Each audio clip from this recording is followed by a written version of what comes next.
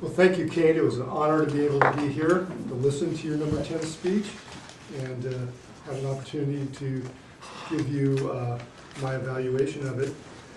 The number 10 speech is an inspirational speech, and what you do is you not only supposed to inspire the audience, but you're supposed to use all the things that you learned in the previous 9 speeches you gave, such as organization, vocal variety, body language. And I think you did most of those things quite well. I thought your speaking was excellent. Your voice was had a great pitch to it, and you have a very good speaking voice. I should know that. And I think you were good in using hand gestures. I think the movement's a little bit more constricted now with the table the way it is, but I think you moved around pretty well.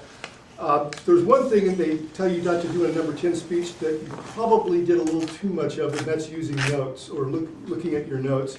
And I understand you were quoting a lot of statistics, so you probably had to refer to, you had quite a few statistics, so I understand why you probably had to do that. But that takes away because you had good eye contact when you were looking up. But then when you go down and you start looking down, it's a little less so. Now here's some things I would recommend that you do differently, or just suggest that you might want to do differently. I guess you're going to be maybe giving this speech next week, or for a small number of points. Okay. Yes. It was for you. So you got in addition to using your notes less, perhaps maybe don't use as many stats. Sometimes you can just get overwhelmed with stats. And one thing is, you gave stats for things, but I think you need to elaborate on reasons, okay? Because you had a great structure where you had broken down to 3 things: women in politics, women in business, and I think and women in the media. And you gave stats, rattling off stats. Now you have to explain, okay, why is that a bad thing not to have, the stats?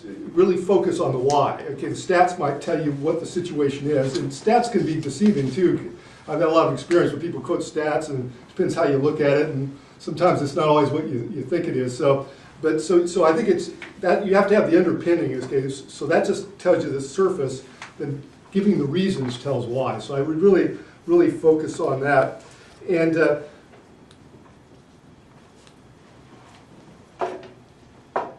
that would be the main thing. Also on the women in politics, other than giving the stats, I don't think you elaborated as much as you did in the other 2 areas. So that probably needs to be filled out a little bit more.